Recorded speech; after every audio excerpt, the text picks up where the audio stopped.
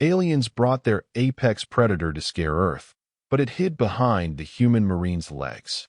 Before we dive into this story, drop a quick hi in the comments and tell me where you're watching from. It really helps support the channel. The United Nations Assembly Hall fell silent as the massive holographic display flickered to life. Representatives from every nation on Earth sat frozen, eyes locked on the alien vessel that now hovered above New York City. Major Ethan Cole stood at rigid attention behind the Secretary General, his weathered face betraying nothing of the storm raging inside him. 20 years in the Marine Corps had prepared him for many things, but first contact with an aggressive alien species wasn't one of them. Still, as the designated military liaison for this historic meeting, he remained stoic, hands clasped behind his back, ready for anything. The aliens called themselves the Vargans. Their initial transmission had been brief but clear: surrender Earth's resources or face extinction. They claimed to rule over 17 star systems and possess technology far beyond human capabilities. To demonstrate their power, they had disabled every satellite in Earth's orbit with a single energy pulse. The world's governments had little choice but to agree to negotiations. People of Earth, the translator conveyed as the alien ambassador's guttural speech echoed through the hall. We have traveled across the stars not to destroy, but to acquire. Your planet holds minerals valuable to our empire. We offer you a simple choice: serve the Vargan Imperium or be removed. The Secretary General rose slowly. We are a peaceful planet, but we will defend ourselves if threatened. Perhaps we can discuss a mutually beneficial arrangement rather than conquest. The Vargan ambassador, a towering figure with iridescent scales and 6 eyes arranged in a hexagonal pattern, made a sound that the translator interpreted as laughter. Your species believes itself capable of negotiation? How amusing. Perhaps a demonstration of our superiority will clarify your position. The ambassador gestured toward the ship's entrance. We have brought our apex predator, the most feared creature in our empire, to show you the futility of resistance. 2 heavily armored guards appeared, struggling to control something between them. They wore protective suits that covered every inch of their bodies, and even through those, Ethan could see they were terrified. Whatever they were bringing out had them scared to death. Behold the Nexus beast, the ambassador announced with evident pride. Evolved on the death world of Carvax, it has eliminated entire species. Its neural toxin can kill with a touch. Its exoskeleton withstands your strongest weapons. Its hunting instinct is unparalleled. The creature they dragged forward was unlike anything Ethan had ever seen. About the size of a large tiger, it moved with an unsettling fluidity. 6 limbs supported a serpentine body covered in armored plates that shifted colors like oil on water. Its head was dominated by sensory organs and multiple rows of needle-like teeth. The guards released specialized restraints, keeping the beast secured only by energy tethers. The assembly gasped collectively. Several diplomats instinctively backed away despite being dozens of meters from the creature. This specimen has not been fed for 3 cycles, the ambassador continued. It can sense fear and weakness. It hunts not just for sustenance, but for pleasure. On our worlds, merely speaking its name causes children to tremble. The Secretary General remained admirably composed. We acknowledge your demonstration, Ambassador, but your military, the Vargan interrupted, pointing at Ethan. Send your soldier forward. Let him approach the Nexus beast. Let your people see how your strongest warriors react to our Dominion's perfect hunter. All eyes turned to Ethan. The Secretary General glanced back, concern evident on her face. But orders were orders, and his had been clear. Do whatever necessary to assess the alien threat. Major Cole, she said quietly, you don't have to do this. Ethan stepped forward. With respect, Madam Secretary, I believe I do.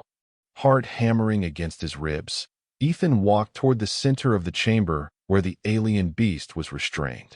He maintained a steady pace, neither rushing nor hesitating. 20 paces separated him from the creature. Then 15. Then 10. The Nexus beast grew still as Ethan approached. Its sensory organs swiveled toward him, and a low, harmonic humming emanated from its thorax. The guards holding its tethers tensed visibly. 5 paces away, Ethan stopped. Man and beast observed each other in perfect silence. Then something unexpected happened. The creature, this ultimate predator, this terror of 17 star systems, began to tremble. Its iridescent plates flattened against its body. The humming changed pitch, becoming higher, almost fearful.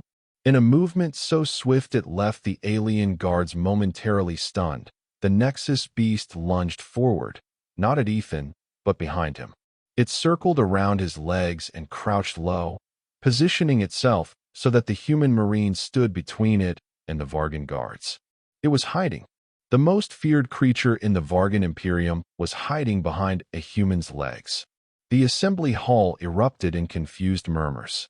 The Vargan ambassador's 6 eyes blinked in rapid succession, a sign of extreme distress, Ethan would later learn. Impossible, the translator conveyed as the ambassador barked something in their native tongue. Restrain it immediately. The guards moved forward cautiously, but each time they approached, the Nexus beast shrank further behind Ethan, emitting a high-pitched, keening sound. Major, the Secretary General called out, voice tense with concern. Are you in danger? Ethan, still processing what was happening, responded truthfully. I don't believe so, Madam Secretary. It seems to be seeking protection. The ambassador's scales flushed a vivid purple. This is some form of Earth trickery. The beast has been compromised. Ethan remained still as the creature pressed against the backs of his legs, its body vibrating in what he recognized, from years of experience with military working dogs, as abject terror. No tricks, Ambassador, Ethan replied calmly. But I wonder, what made you think your predator would frighten us? The question hung in the air as a new figure entered the chamber. Dr. Sarah Morgan, Earth's leading xenobiologist, approached the podium with a data tablet. The Secretary General nodded, giving her permission to speak. If I may, Sarah began, her voice steady despite the tension. I believe I can explain what's happening. She displayed a series of chemical analyses on the main screen. During the initial scanning of the Vargan ship, we detected several atmospheric compounds unusual to Earth. One of these compounds bears remarkable similarity to human pheromones, specifically those released during hunting and combat. The assembly stared at her in confusion. In simple terms, she continued, humans naturally emit a scent that, to this creature, resembles that of a super predator, something that hunts apex predators. The ambassador hissed in disbelief. Absurd. Your species is soft, lacking natural weapons. You rely on tools because your bodies are weak. Ethan, still standing with the alien beast cowering behind him, couldn't help but smile slightly. With respect, Ambassador, perhaps your understanding of natural weapons is limited. Dr. Morgan nodded. Humans evolved as persistence hunters. We lack claws and fangs because we didn't need them. We can track prey for days, outlasting animals faster and stronger than ourselves. Our endurance, combined with our cognitive abilities, made us the dominant species on a planet filled with predators that, on paper, should have easily killed us. And there's more, she continued, swiping to a new display. Human sweat contains compounds that, when processed through this creature's sensory organs, trigger a neurological response similar to extreme danger warnings. To put it plainly, we smell like death to your beast. The Vargan guards exchanged nervous glances. The ambassador's scales continued to pulse purple. This is irrelevant, the ambassador declared. The Nexus beast is merely one demonstration of our power. Our ships, our weapons, are impressive, the Secretary General interjected, rising from her seat with newfound confidence. But perhaps this incident should give you pause, Ambassador. If your most feared predator cowers before one of our kind, what else might you have misjudged about Earth? For the first time since the aliens' arrival, Ethan felt a flicker of hope. The balance of the meeting had shifted. The Vargan ambassador, clearly unsettled, signaled to the guards to retrieve the Nexus beast. As they cautiously approached, energy tethers extended, The creature pressed itself more firmly against Ethan's legs. Acting on instinct rather than protocol, Ethan slowly crouched down until he was at eye level with the beast. "Easy," he murmured, meeting its multifaceted gaze. "No one's going to hurt you." The Nexus beast stilled, its sensory organs focused intently on Ethan's face. There was intelligence in those alien eyes, not human intelligence, but something ancient and complex. Predator recognizing predator. Slowly, deliberately, Ethan extended his hand, palm up, stopping short of touching the creature. The assembly collectively held its breath. The beast leaned forward, sensory organs analyzing Ethan's scent more thoroughly. Then, to everyone's astonishment, it extended one of its limbs and placed it gently in Ethan's palm. "I'll be damned," Ethan whispered. The contact lasted only a moment before the guards managed to secure the creature with their energy tethers. As they dragged it away, the Nexus beast kept its sensory organs fixed on Ethan until it disappeared into the ship's hold. The ambassador, visibly shaken, attempted to regain control of the situation. "This anomaly changes nothing. The Vargan Imperium still demands your submission." The Secretary General shook her head. "I think it changes everything, Ambassador. We request a recess to consult with our governments. And when we reconvene, we expect to discuss a relationship of mutual respect, not dominion and subjugation." As the assembly dispersed for the recess, Ethan found himself surrounded by military and scientific personnel, all clamoring to understand what had just happened. But his mind was elsewhere, replaying the moment when Predator met Predator across the Gulf of Stars, and the alien one blinked first. Dr. Morgan pushed through the crowd to reach him. "Major Cole, that was extraordinary. We need to run some tests, try to understand what triggered that response." Ethan nodded absently, his gaze still fixed on the Vargan ship visible through the chamber's massive windows. "Doctor, in your professional opinion, what just happened there?" Sarah considered the question carefully. "Scientifically speaking, a cross-species recognition of predatory hierarchy, but informally." She smiled. "I think we just discovered that in the galactic food chain, humans might be closer to the top than anyone expected." As word of the encounter spread, social media exploded with memes and videos of the feared alien predator hiding behind the stoic Marine. News anchors struggled to maintain composure while reporting on what was being called this Space Kitty incident. Humanity, faced with its first extraterrestrial threat, responded with its most potent weapon, humor. But behind closed doors, in secure facilities around the world, scientists and military strategists were reaching a startling conclusion. The aliens had miscalculated badly. They had assumed physical might and technological advancement were universal indicators of dominance. They hadn't accounted for the uniquely terrifying evolutionary path humans had taken. 2 days later, Ethan found himself back in the assembly hall for the reconvened negotiations.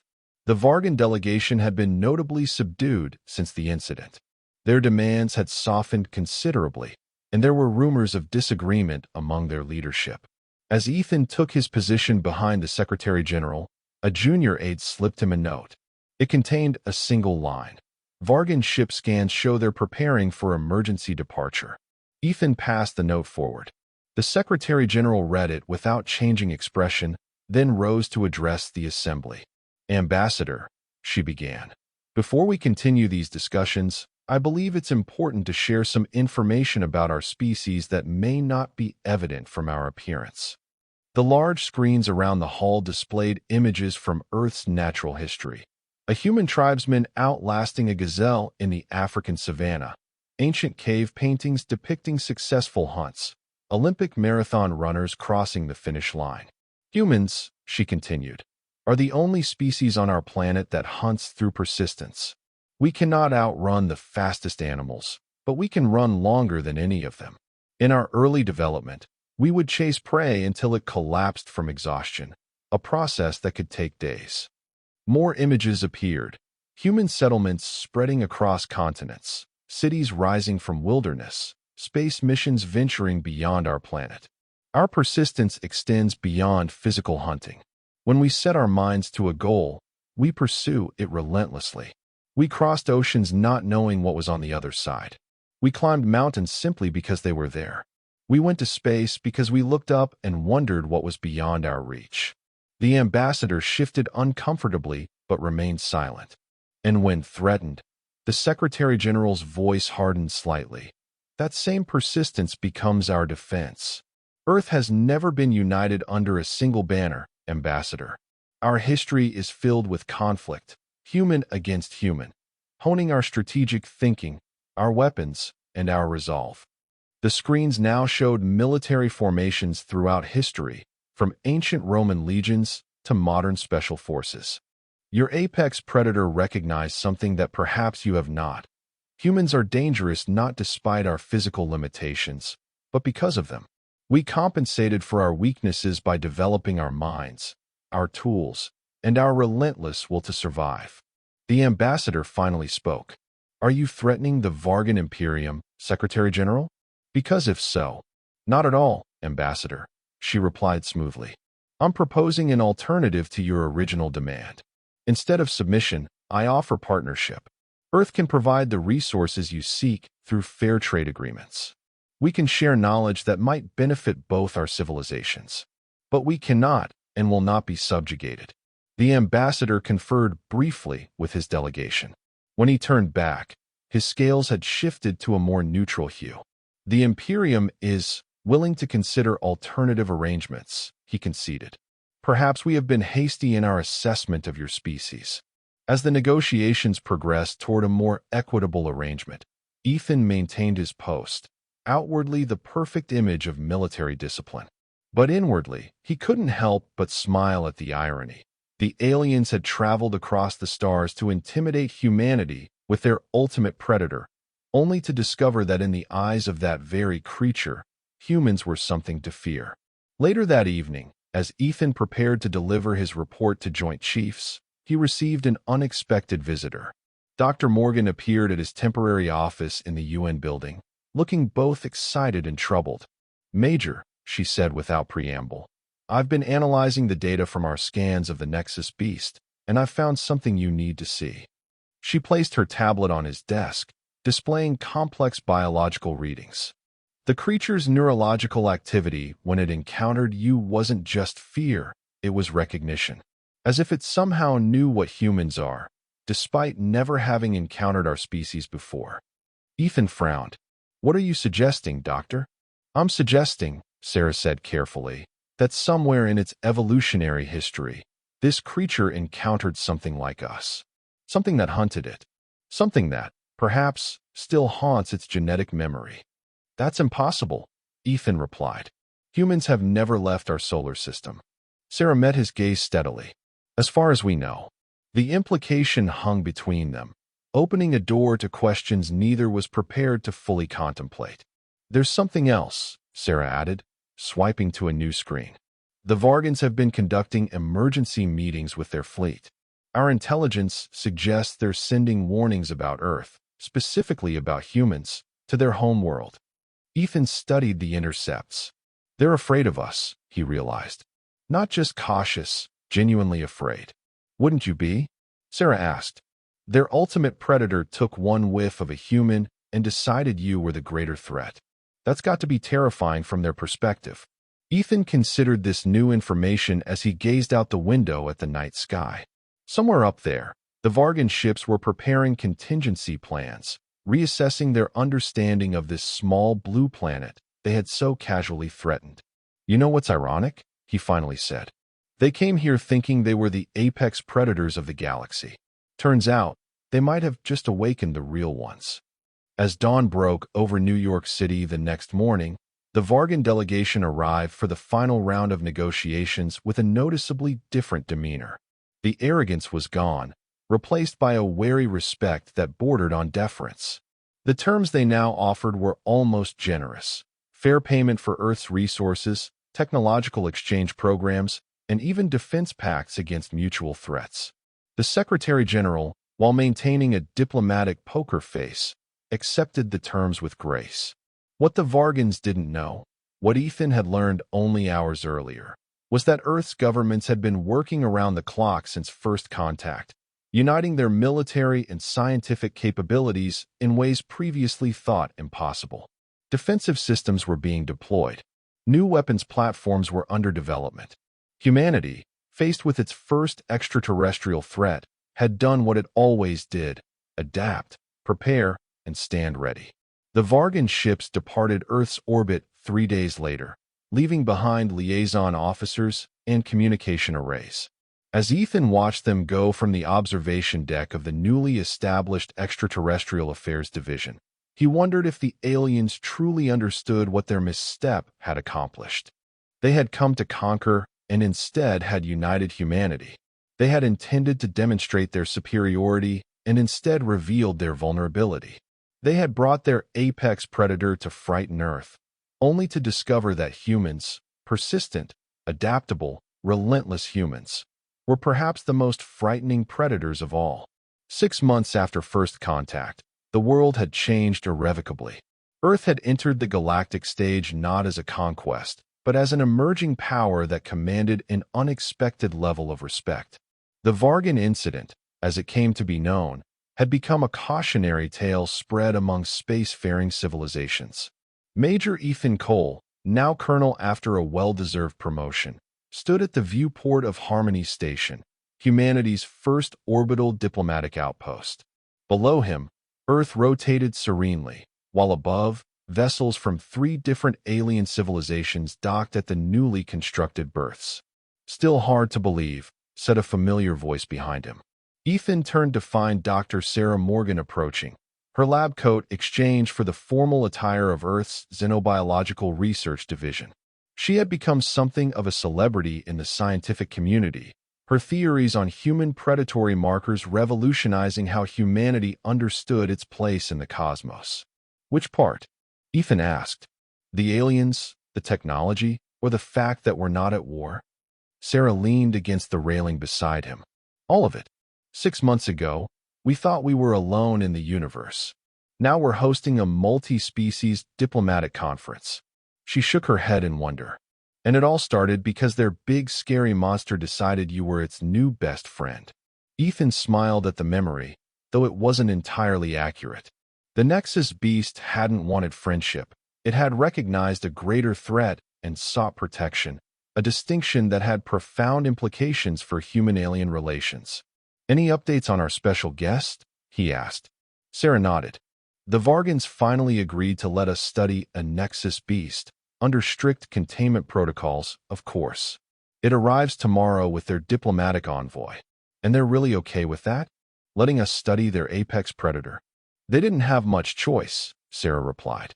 "After what happened at the UN, every xenobiologist in the solar system has been demanding access. The Vargans figured controlled study was better than rumors and speculation." An alert chimed on Ethan's communicator.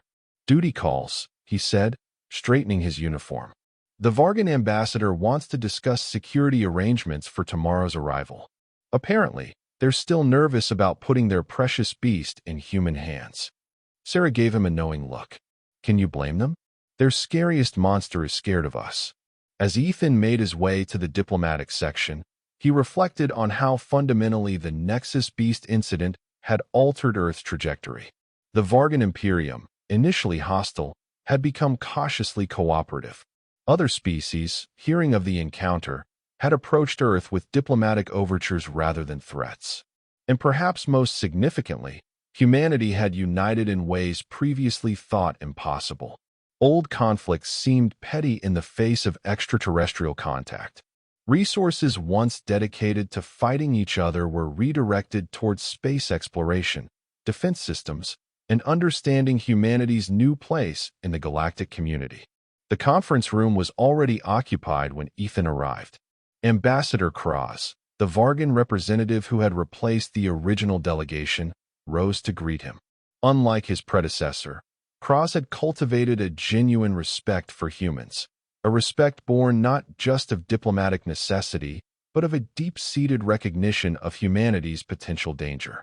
"Colonel Cole," Cross said, his scales shifting to a formal blue-green pattern. "Thank you for meeting on such short notice." Ethan took his seat at the table. Of course, Ambassador. I understand you have concerns about tomorrow's transfer. The ambassador's 6 eyes blinked in sequence, a Vargan gesture indicating anxiety. Yes, my government wishes to ensure that the Nexus beast will remain securely contained at all times. It is valuable to us. Your specimen will be treated with the utmost care, Ethan assured him. Dr. Morgan has designed a containment facility that exceeds even Vargan's safety standards. It is not the beast's safety that concerns my government, Kraz replied carefully. It is what you might learn from it. The statement hung in the air, its implications clear. The Vargans feared what humanity might discover about itself through studying the creature, and what those discoveries might mean for the balance of power between their civilizations. Ambassador, Ethan said, leaning forward, we're not looking to weaponize the Nexus beast or whatever connection it has to humans. We're trying to understand an evolutionary puzzle. Nothing more. Evolution is weaponization, Colonel, Kraz responded. What you call natural selection, we call the arms race of nature. And in that race, your species seems to have developed qualities that even our most dangerous predators recognize as superior. Before Ethan could respond, an alarm blared throughout the station. Red emergency lights pulsed along the corridors, and the station's AI announced, Security breach in Docking Bay 3. All personnel implement first contact protocols. This is not a drill. Ethan was on his feet instantly. Ambassador, please remain here. The station is secure. What is happening? Kraz demanded, his scales flashing anxious yellows. Probably just a docking mishap, Ethan replied, though he knew better. Docking Bay 3 wasn't scheduled for any arrivals. An unauthorized ship meant potential hostiles. Racing through the station's corridors, Ethan met up with his security team at the junction leading to the compromised bay. Captain Tyler Grant, his second-in-command, provided a rapid briefing. Unidentified vessel breached our perimeter shields 15 minutes ago. No response to communications. It docked without authorization and deployed some sort of jamming field before we could lock it down. Life signs. Sensors show multiple non-human signatures. Species unknown. Definitely not Vargan or any other race we've encountered so far. Ethan checked his sidearm, a new plasma-based design reverse-engineered from technology traded with the Vargans. Options. We could decompress the bay, Tyler suggested. Force them to retreat to their ship. Negative. Too risky with civilian personnel aboard the station. We go in, establish a perimeter, and attempt communication. If they're hostile, we contain them until reinforcements arrive from Earth. The team advanced cautiously toward the sealed doors of Docking Bay 3. Through the reinforced viewing port, Ethan could see a vessel unlike any he'd encountered before. It was biomechanical, with surfaces that seemed to pulse with internal energy. Around it, 8 figures moved with precise, coordinated movements, deploying devices at strategic points throughout the bay. Breach team ready, Tyler reported. Ethan nodded. On my mark. 3, 2, 1. The doors slid open, and the security team flowed into the bay, weapons at the ready, taking defensive positions behind cargo containers and support pillars. This is Colonel Ethan Cole of Earth Alliance Security, Ethan announced, his voice amplified by the bay's communication system. You have boarded this station illegally. Identify yourselves immediately. The alien figures paused in their activities.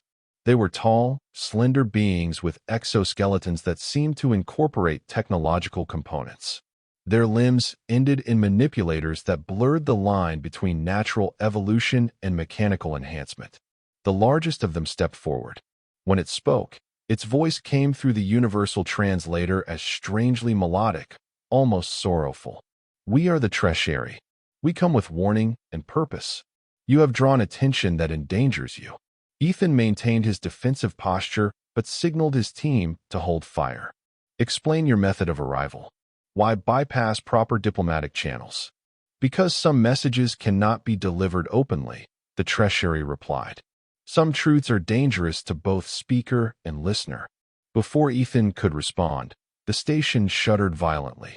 Emergency klaxons wailed as the AI announced, Multiple unidentified vessels detected in Earth orbit. Defensive systems engaging. All personnel to emergency stations.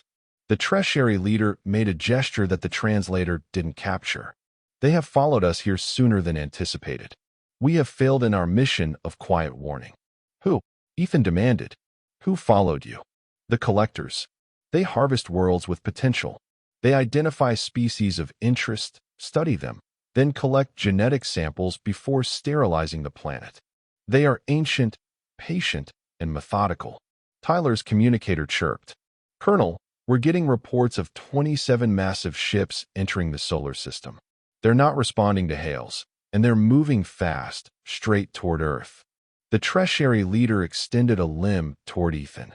The incident with the Vargan predator drew their attention. They monitor the Imperium's communications. When they learned of a species that registers as apex to the Nexus beast, they altered their harvesting schedule. Earth was not to be visited for another 300 cycles, but now we're on the menu. Ethan finished grimly. Your metaphor is imprecise, but the essence is correct. The collectors do not consume. They preserve, catalog, and erase. Ethan made a rapid decision. Tyler, escort our guests to the command center. I want everything they know about these collectors. Then contact Earth Defense Command. Full mobilization, Scenario Omega. As they moved through the station, the Treasury shared what they knew. The collectors were one of the oldest civilizations in the galaxy, technological relics from an era before most current species had achieved sentience. They operated on cycles spanning millennia, methodically cataloging genetic material from species they deemed significant. But why warn us? Sarah asked when she joined them in the command center. What do the Treasury gain by helping Earth? The alien leader's exoskeleton shifted in what might have been discomfort. We were once like you, a young species of interest. The collectors took what they wanted from our world and left only enough of us to study our development in the aftermath. We have spent 50,000 years rebuilding, hiding, and searching for others we might save from our fate. On the main display, the defensive grid showed Earth's hastily assembled fleet moving to intercept the approaching collector vessels. Tiny points of light representing human ships, along with a handful of Vargan allies who had been in system during the incursion, looked pitifully small against the massive collector armada. We can't win this fight, Tyler said quietly to Ethan. Not conventionally. Ethan knew he was right. Despite the technological leaps of the past 6 months, humanity was woefully outmatched by a civilization millennia ahead of them. But conventional warfare might not be their only option. The Nexus beast, he said suddenly. Dr. Morgan, you said it recognized something in humans, some predatory marker that triggered its fear response, right? Sarah nodded slowly, beginning to follow his reasoning. Yes, but we haven't identified the specific compound or characteristic yet. But the Vargans have been studying the beast for centuries. They must know what it fears and why. Ethan turned to Ambassador Cross, who had joined them in the command center. Ambassador, I need everything your scientists know about the Nexus Beast's threat response system, specifically what triggers its fear reaction to humans. Cross' scales flickered with alarm. That information is classified at the highest levels of the Imperium. Even I do not have full access to. Ambassador, Ethan cut in. In about 3 hours, those ships will reach Earth. If they're as powerful as the Treasury say, they'll strip our planet of whatever genetic material they want and then sterilize it. Your diplomats, your research teams, everyone you have stationed on Earth will die. So I'll ask again, what makes the Nexus Beast afraid of humans? The ambassador's scales settled into a somber gray. I will contact the Imperium immediately. While they waited for the Vargan response, Earth's defenses engaged the leading edge of the collector fleet. The battle was displayed in real time on the command center's screens, brief, fierce, and hopelessly one-sided. Human vessels, advanced by Earth standards but primitive compared to the collectors, were systematically neutralized without inflicting significant damage on the enemy. Colonel, the communications officer called out, priority transmission from Earth Defense Command. General Brooks wants to speak with you directly. Ethan moved to the private communication console. The grim face of General Nathan Brooks, his former commanding officer and current head of Earth's unified military response, appeared on the screen. Ethan, I need a strategic assessment from your position. Our first wave has been neutralized, and the second won't fare any better. Do the Treasury have any intelligence that might give us an edge? We're working on something, sir, Ethan replied. The Vargans might have information about human biological markers that could be weaponized against the Collectors. It's a long shot, but at this point, long shots are all we have. What's your timeline? Ethan glanced at Ambassador Cross, who was engaged in intense communication with his government. Uncertain, sir. Minutes, maybe hours. We don't have hours, Colonel. The Collectors will reach Earth's atmosphere in 90 minutes. Whatever you're planning, accelerate it. The transmission ended, and Ethan returned to the central planning table where Sarah and the Treasury leader were deep in discussion. What about your species? Sarah was asking. If the Collectors harvested your world, they must have encountered similar defense mechanisms. How did your people try to fight back? The alien's posture conveyed a deep sadness. We were not prepared. We had no warning, no understanding of what threatened us. By the time we comprehended the danger, it was too late. But in the 50,000 years since, Ethan pressed, your species hasn't developed any effective countermeasures? No vulnerabilities you've identified. The Collectors do not remain static, the Treasury explained. Each cycle, they evolve their methods and defenses. What might have worked against them millennia ago would be useless now. Ambassador Cross approached, his scales now a determined blue. I have received authorization from the Imperium High Command. Our scientists believe that human sweat contains trace amounts of a compound they call hexanoic acid. This compound, when processed through the sensory organs of the Nexus beast, triggers ancient genetic memories of a predator species that once hunted its evolutionary ancestors. Sarah's eyes widened. That's it. Hexanoic acid is a component in human perspiration released during stress and exertion. It's part of what gives human sweat its distinctive odor. Can it be synthesized? Ethan asked. Easily, Sarah replied. But I don't see how that helps us. We can't exactly make the Collectors sweat. No, Ethan agreed. But we might be able to make them smell it. A plan formed rapidly. Using the Harmony Station's laboratories and the combined expertise of human, Vargan, and Treasury scientists, they began synthesizing hexanoic acid in massive quantities. Meanwhile, Earth's remaining defenses prepared for a desperate last stand. Even if we produce enough of the compound, Tyler pointed out, how do we deliver it? The Collector ships are sealed environments. They won't just open their doors and let us spray them without a human. We don't need to get it inside their ships, Ethan replied. We need to get it into their communication systems. The Treasury leader tilted its head in what might have been confusion. Explain.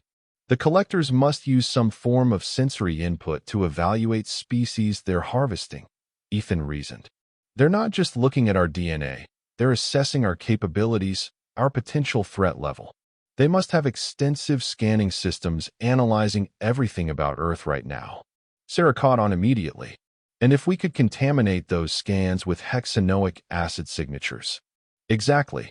We flood every frequency, every bandwidth they might be using with a signal that carries the molecular pattern of the compound. We need to make Earth register to their sensors as one giant, sweaty, aggressive apex predator. It was a desperate plan, but they had no alternatives. Using the Treasury's knowledge of Collector communication protocols and the Vargan's understanding of how hexanoic acid affected predator perception, they created a hybrid signal, part electromagnetic, part chemical signature, that mimicked the compound's molecular structure. Earth's remaining satellites, communications arrays, and broadcasting stations were reprogrammed to transmit this signal continuously at maximum power. Every device capable of generating electromagnetic waves became part of a planetary defense system unlike any conceived before.